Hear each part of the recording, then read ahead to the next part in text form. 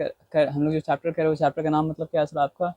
Motion है ना। तो इसमें मतलब रेस्ट के बारे में था, मोशन के बारे में, तो वो सब तो हम लोग कर चुके हैं। और करने के बाद हम लोग लास्ट जो टॉपिक डिस्कस किए थे वो मतलब क्या था आपका? डिस्टेंस था, और मतलब क्या था आपका? डिस्प्लेसमेंट था, है ना।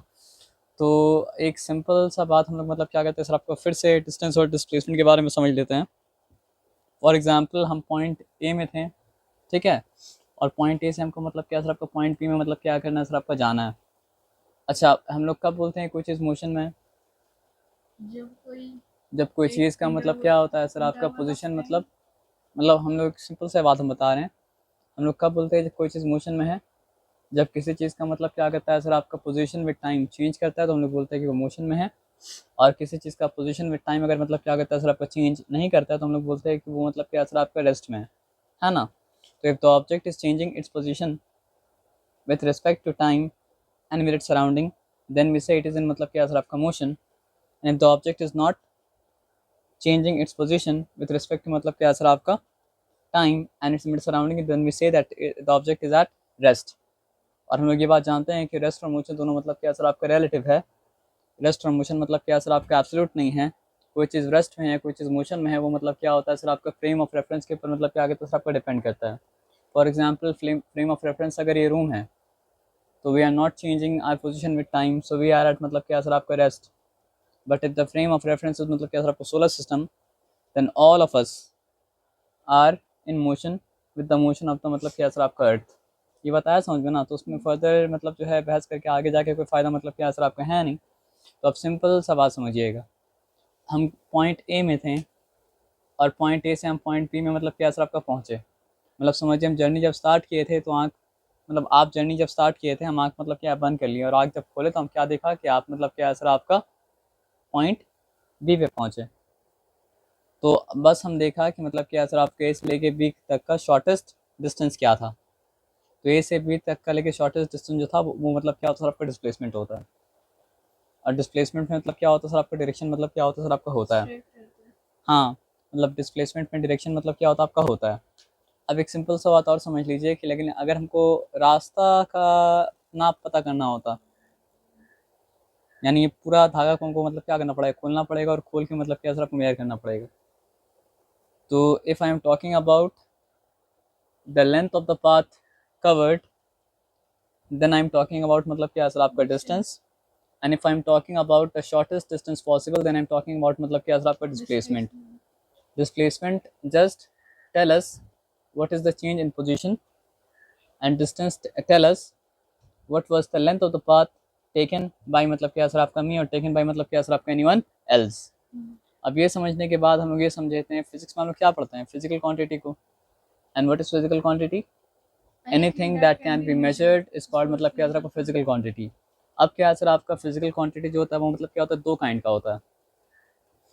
एक काइंड ऑफ फिजिकल क्वांटिटी को कहा जाता है मतलब क्या सर आपका? ना, एक मिनट सिंपल बात समझिए।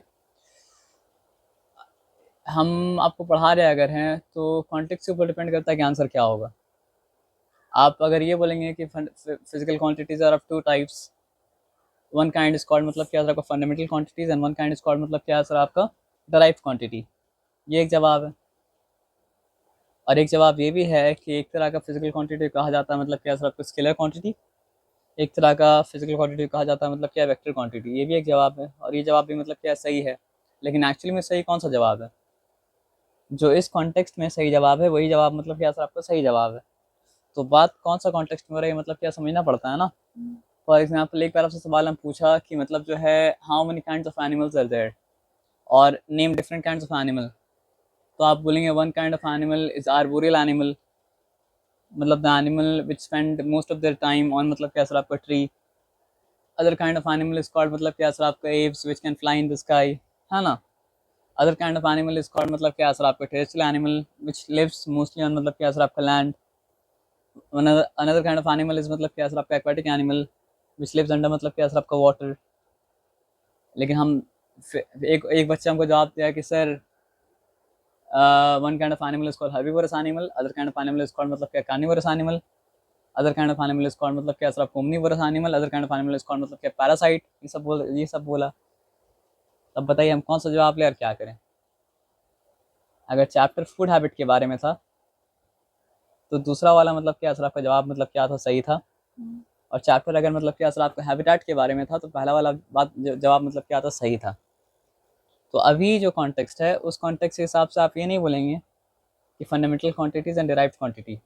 वो कब सही होता है आपका जवाब, जब चैप्टर का नाम होता है फिजिकल क्वांटिटी एंड मेजरमेंट।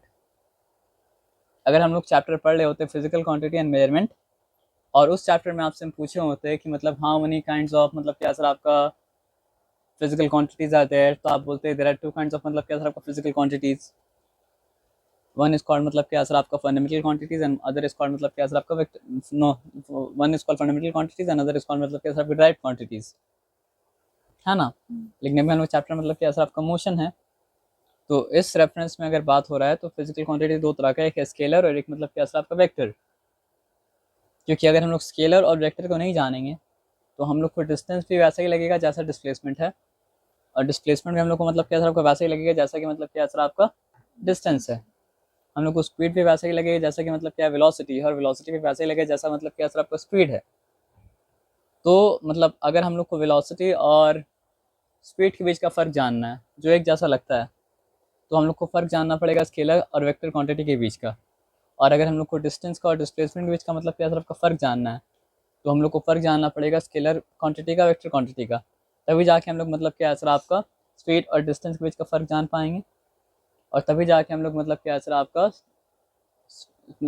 तभी जाके हम लोग डिस्टेंस और डिस्प्लेसमेंट का फ़र्क जान पाएंगे, और तभी जाके हम लोग मतलब क्या सर आपका स्पीड और वेलोसिटी का फ़र्क जान पाएंगे। तो आई होप ये बात मतलब क्या क्लियर हो चुका है ना, क्लियर एकदम। A physical quantity that can be described only by its magnitude is called मतलब क्या सर आपका स्केलर क्वांटिटी। यानी जिस फिजिकल क्वांटिटी में हम लोग को डायरेक्शन के बारे में सोचना ही नहीं पड़ता है,